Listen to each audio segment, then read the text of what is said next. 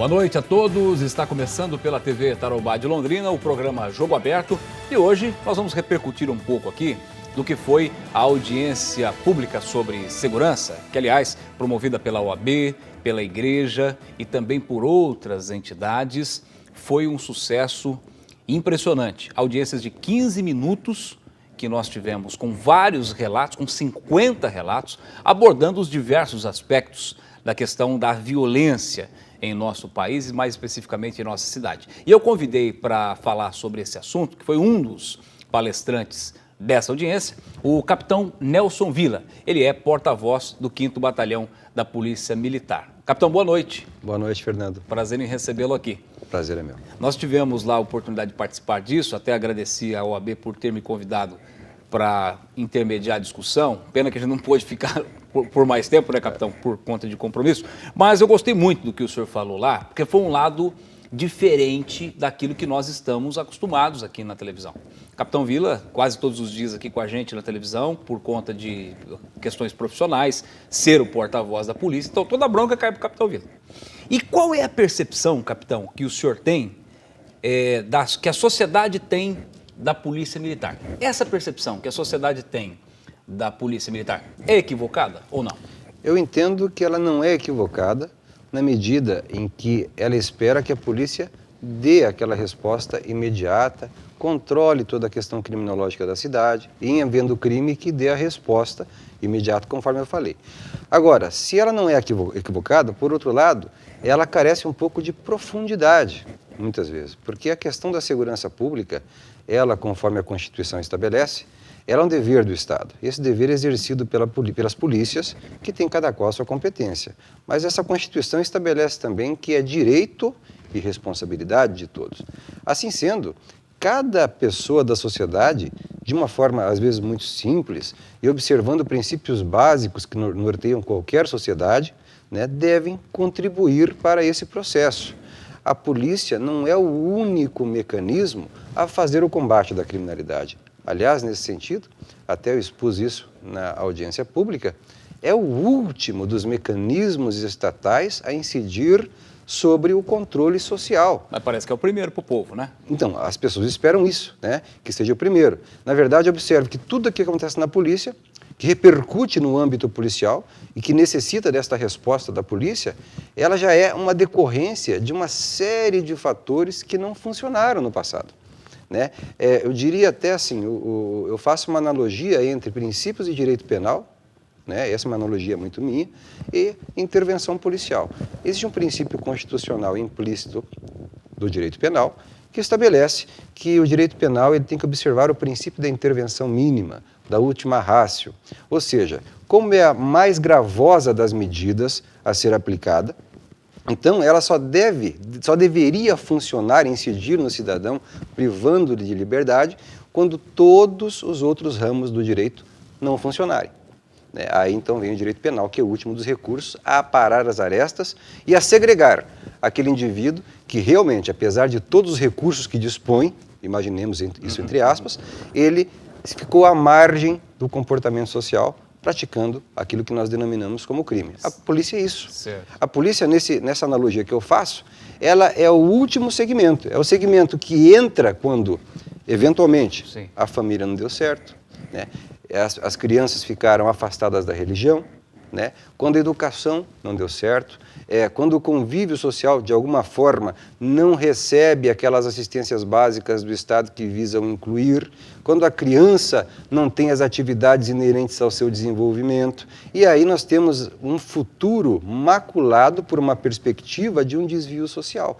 Então, tudo deu errado, a polícia vai resolver isso como um resultado de situações mal solucionadas precedentemente. Quer dizer, se fosse uma corrente, né? Um elo é a família, outro elo é a escola, outro elo é o Estado, outro elo... Lá o último é a polícia. Exatamente. E a bucha estoura E lá. a polícia seria um instrumento último mesmo, de aparar as arestas. Agir em casos extremos, em né? casos extremos. Imaginemos uma sociedade ideal, né? Em que se construa um bairro, em que as pessoas dentro desse bairro têm acesso ao esporte, à educação, ao lazer, né, tem o contraturno, o Estado está presente prestando todas as assistências, saúde, e está tudo sob controle. Nesses casos, a polícia seria o último instrumento a agir quando, a despeito da existência de todos os recursos, de todos os valores sendo observados, alguém insistisse em praticar crimes. Aí a polícia incidiria e agiria. Mas, lamentavelmente, não é assim que acontece. As coisas não funcionam e se transformam no futuro em crime. E a polícia passa a ter que agir, às vezes, como o primeiro órgão do Estado a intervir. Isso é muito ruim, né? Porque a população ela precisa de uma polícia aparelhada, a população precisa de bastante policiais e não estamos negando isso, a polícia tem que estar preparada para agir, mas ela tem que ver a polícia não como o primeiro órgão do Estado a incidir, mas como o último, porque não é de polícia que a população de bem precisa, ela precisa de políticas públicas que visem evitar que as pessoas incorram no mundo da criminalidade. Eu acho isso um ponto de vista importante a ser observado. Capitão, e dentre esses vários outros aspectos aí, onde, na opinião do senhor, está digamos, a falha, né? Por exemplo, onde que a família falha, já que há um problema de ordem familiar nessa questão? Eu vou dar um exemplo pessoal de quando eu compus o sistema de inteligência da Polícia Militar, para você ver a inversão de valores, tá? Então, pobreza não é sinônimo de criminalidade, é bom que se frise. O caráter ele pode se forjar numa família pobre e é a regra, o resto é exceção. Eu me lembro uma vez em que nós investigávamos uma quadrilha e numa interceptação telefônica, isso deve fazer cerca de 12 anos, a filha ligou para a mãe, observe que gravidade, e falou o seguinte, mãe, estou indo para o trabalho, vou assaltar a casa. Está indo eu, a minha irmã e os amigos nossos.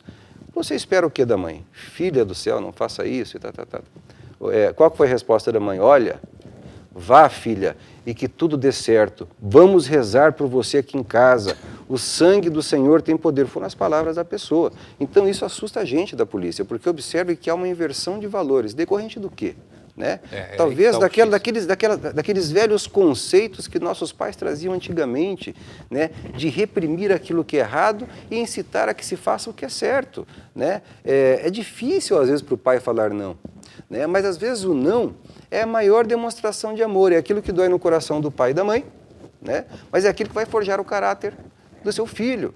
E as pessoas costumam dizer sim, algumas situações que retratam bem isso, que não são exato motivo, mas que retratam bem isso. É uma cultura que nós temos, da mãe passar perto do policial, a criança estar chorando porque quer que compre alguma coisa, ou porque está desobedecendo, e a mãe falar o seguinte, olha, se você não ficar quieto, eu vou chamar o policial.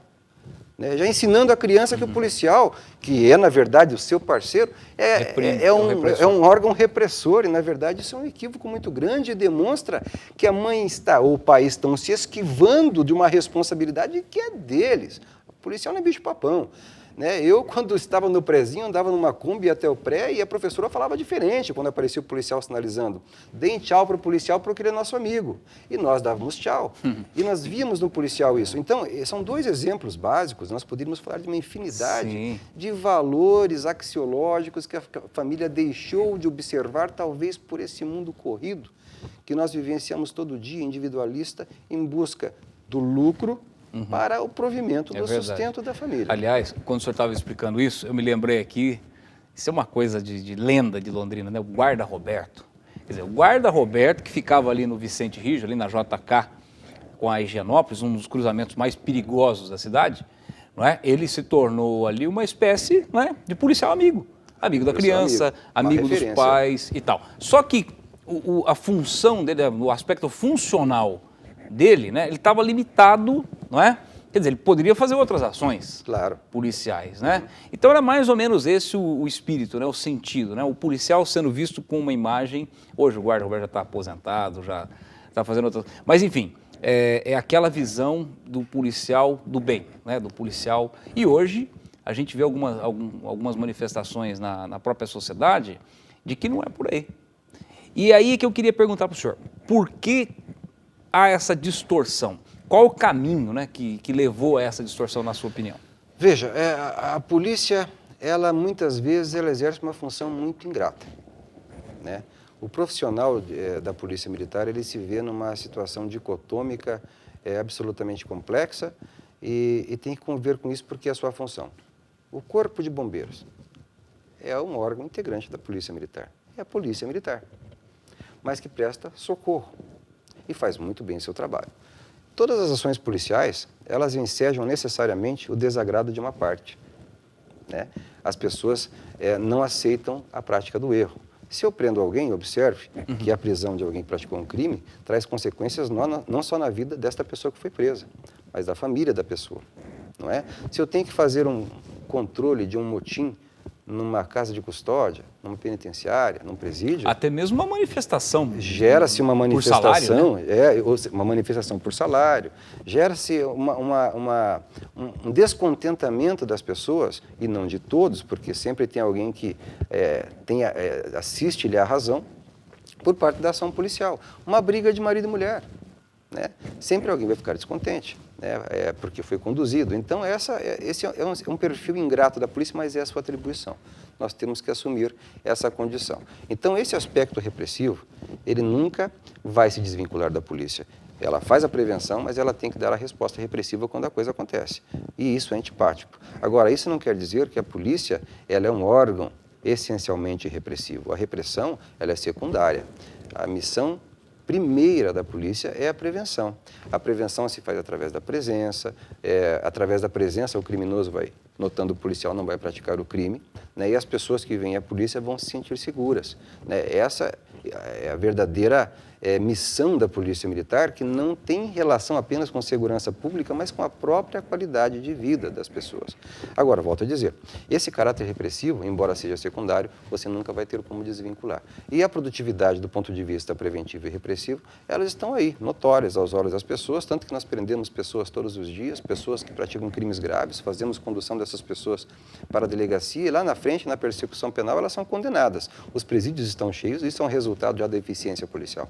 Perfeito. Capitão, nós vamos para um rápido intervalo. Daqui a pouco vamos falar mais a respeito dessa função institucional da polícia e a interpretação da sociedade a respeito dessa função.